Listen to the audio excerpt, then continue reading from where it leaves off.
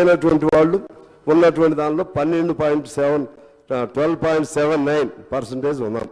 పాఠశాల విద్యలో 23వ స్థానంలో మనం ఉన్నాం అధ్యక్ష. లెర్నింగ్ నేర్చుకునే విధానంలో 12వ స్థానంలో మనం ఉన్నాం. యాక్సెస్ 19వ స్థానంలో ఉన్నాం.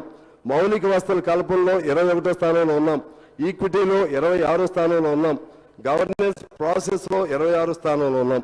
ఒక హెల్త్ పెర్ క్యాపిటా ఆ రెండు మాత్రం 6 స్థానంలో ఉన్నాం. మరి వీటన్నిటికీ ఏం చెప్తారండి? ఈ 10 ఏళ్ల కాలంలో మేము చాలా చేసామన్నారు కదా. అసలు పేదరికంలోనే మనం 18వ స్థానంలో ఉన్నాం. పెర్ క్యాపిటా ఉంది 6వ స్థానం. పెర్ క్యాపిటా ఉన్నటువంటి అది మరి పేదరికం ఎందుకు తగ్గించలేదు? పెర్ క్యాపిటా లెక్కలు మన అందరూ తెలుసు. ఎస్జిడిపి జిఎస్డిపి మనకు తెలుసు. ఇవన్నీ పేదవాడి రూపాయి పెద్దవాడి లక్ష అన్ని కలిసి లెక్కలేసేవి. ఆ లెక్కల్లో కొద్దిమంది డబ్బులే ఇప్పుడు పెర్ క్యాపిటా ఉంది సార్. పెర్ క్యాపిటాలో నాకు 1000 రూపాయల ఆదాయం వస్తుంది, ఇంకోళ్ళకి 1,00,000 వస్తుంది. అన్నీ కలిపి లెక్కేస్తారు. లెక్కేసి యావరేజ్ తీస్తారు. యావరేజ్ తీస్తుంది ఎవరికి ఉపయోగం? లెక్కలుగా చూస్తానికి ఆరోగ్యదాయకంగా అనిపిస్తుంది, కానీ ప్రాక్టికల్గా పేదవాడికి అందుతుందా లేదా అది చెప్పాలి. అది చెప్పకుండా అందుకనే ఈ పేదరికం ఇక్కడ ఇలాగే ఉంది. పేదరికం అలాగే ఉంది. పెర్ క్యాపిటల్ మాత్రం 6th ప్లేస్లో ఉన్నాం మనం. అందువలన మీరు జిఎస్డిపి కూడా అదే పరిస్థితి అధ్యక్ష.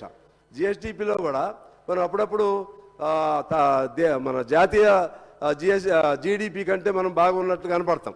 అది దేశంలోనే అదే ప్రాబ్లం, రాష్ట్రంలో కూడా అదే ప్రాబ్లం. ఆ విధంగా ఆ లెక్కలు కేవలం ఆ లెక్కల ద్వారా మనం ధనిక రాష్ట్రమా పేద రాష్ట్రమా ఇటువంటి లెక్కలు వేసి ప్రాక్టికల్గా ఈ రాష్ట్రంలోనూ ఈ దేశంలోనూ పేదవాళ్ళకు అన్యాయం చేసేటువంటి పద్ధతుల్లో ఈ ప్రభుత్వాలు బడ్జెట్లు రూపకల్పనలు ఉన్నాయని చెప్పి నేను భావిస్తూ ఉన్నాను అధ్యక్ష. అదేవిధంగా ధనిక రాష్ట్రమా పేద రాష్ట్రమా దేన్ని బట్టి లెక్క చేస్తారు అధ్యక్ష? నాకు పోయినసారి రోసే గారు ఉన్నారు అప్పుడు ఆర్థిక శాఖ మంత్రిగా.